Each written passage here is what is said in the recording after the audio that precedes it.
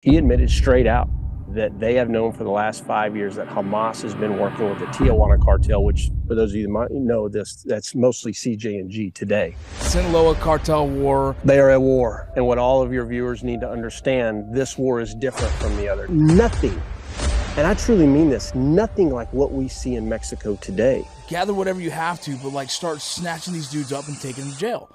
Because that's what I think has to happen. But then you see these videos of the major change in tactics you're seeing in this area.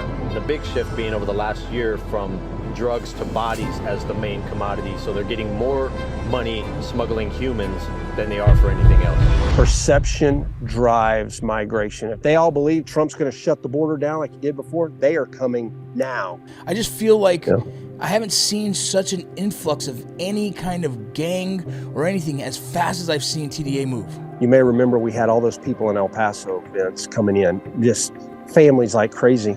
And I was being told by agents out there, hey man, be careful.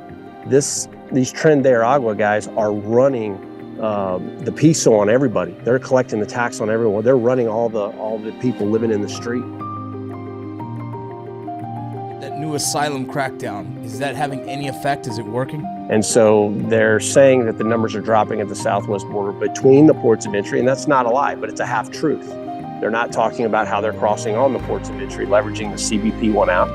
The other thing that's not talked about publicly is what's taking place in Chiapas, and the agreement that was made with the United States government last year in December with the Mexican government to begin holding tens of thousands of people in the state of Chiapas. You know, it's funny how when you say we kept so much information to ourselves and we didn't show the public, and now we have social media that's giving us an opportunity to have a voice. And a lot of the law enforcement agencies, a lot of these agencies weren't using that in a way that they should have, so they can build rapport, so they can humanize their own badges, so they can show the community that what they're doing to keep the community safe. Instead, they allow the media and everyone else to demonize them, to destroy their character, to destroy their reputation just by false narratives. And that's the crazy thing that we have to now gain control of. Guys like you, me, who have been in both places, who are now doing the journalism side of it, we have to, in a way, not even just tell, but show. Let me show you the truth so you can now get led down this path instead of hearing what everyone else is telling you about it. Different agencies like the Border Patrol, different agencies like law enforcement, you know, they've been demonized for way too long now, and we have to actually start showing the truth of the things that we do, these heroic things that these agencies do day in and day out to protect our people. August of 21, anybody can go to the data, don't take my word for it, over 500,000 unaccompanied children. These numbers to me, Vince, are just stunning. You know, you talk about these young kids and what's happening to them down there. I think it's everything. It's not just one. You know, in the old days, it was human smuggling. I hand my child off to these smugglers. They're going to cross them into the U.S. Once they get them here, we pick them up. We have a family member on this side, pick them up. That thing's over, right? That's the negotiation. That's a smuggling operation. Today, though, with this debt bondage, I can't imagine what we're about to find in our country over the next few years. I mean, we're going to have a wave of human trafficking, the likes of which we have never seen. And we're going to be finding these children all over the nation in the hands of gang members and everything else. And, you know, the government knows it. They're not going to be able to hide this forever. The intel reports are all going to come out. You know, the transparency has to happen with the American people. It has to.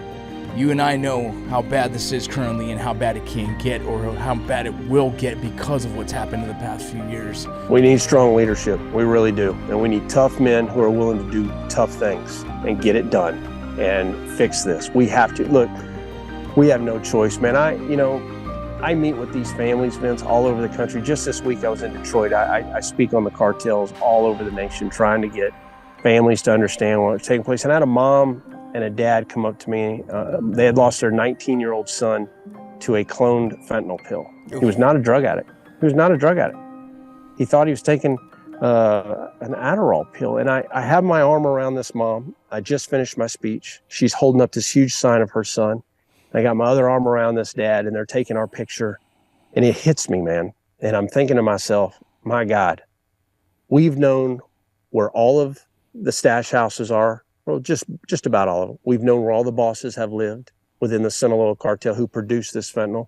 We have known where the leadership have been living because they haven't had to move in decades, many of them. And we can't get people to do their job, it hits you like a brick.